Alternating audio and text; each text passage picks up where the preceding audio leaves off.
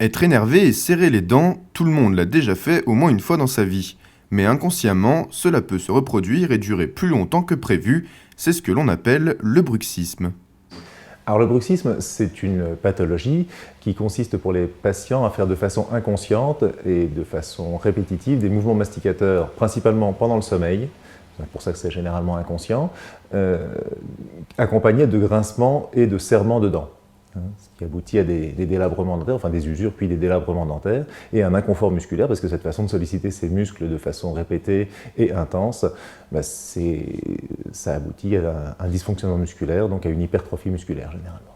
Le bruxisme est appelé parfois soupape du stress, mais loin d'être un échappatoire, il peut devenir réellement problématique pour la santé du patient. Alors, les causes, elles sont multiples, elles sont principalement psychologiques, puisque le fait de serrer les dents, c'est quelque chose qu'on retrouve chez tout un chacun. C'est une réaction au stress, à une situation de tension, à un effort. Et là, c'est un dérèglement de ce mécanisme-là. Donc, il y a une origine essentiellement psychologique, qui finit par donner un fonctionnement pathologique, puisqu'on ne contrôle plus ce mouvement que normalement on contrôle. On se rend compte dans la journée qu'on serre les dents, on finit par desserrer pour se relâcher. C'est vrai que notre société étant relativement stressante, et comme on a du mal à décharger son agressivité sur les autres, on la décharge contre soi. Alors plus peut-être pas, c'est une manifestation parmi tant d'autres d'une façon de décharger son stress. Donc ça peut être un ulcère, ça peut être le bruxisme. Alors les facteurs favorisants, ça va être le tabac, l'alcool et certaines substances psychoactives, en particulier les amphétamines, dont on voit que ça joue sur les fonctionnements du cerveau, puisque le dérèglement, ce n'est pas quelque chose d'abstrait, ça finit par se traduire par des conséquences physiologiques et biologiques. Donc ces substances-là vont avoir tendance à favoriser l'apparition et le maintien du bruxisme. Une manifestation physiologique d'un mal psychologique, nombre de patients ont du mal à croire qu'ils grincent des dents. Mais il est assez simple, au vu des images, de mettre les personnes en face de leur réalité. C'est donc dans un premier temps effectivement une usure, qui peut s'accompagner après de sensibilité, puisqu'une fois que vous avez franchi la couche de l'émail, vous tombez sur des tissus qui sont plus sensibles dessous.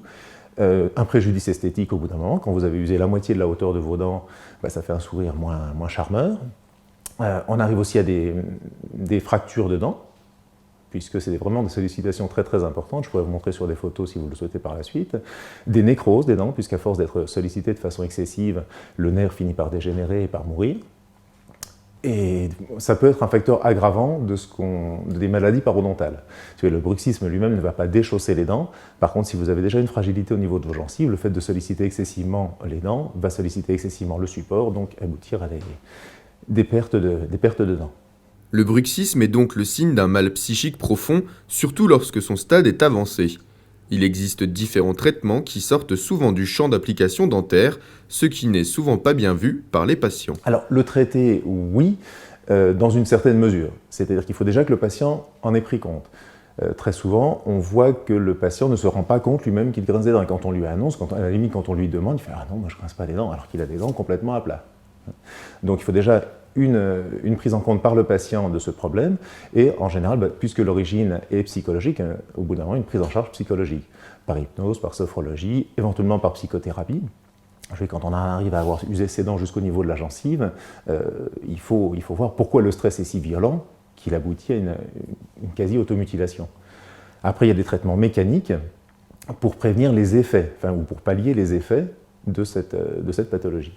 Le bruxisme vrai qui aboutit au délabrement, qui est vraiment une pathologie en soi, ça touche à peu près 6% des personnes.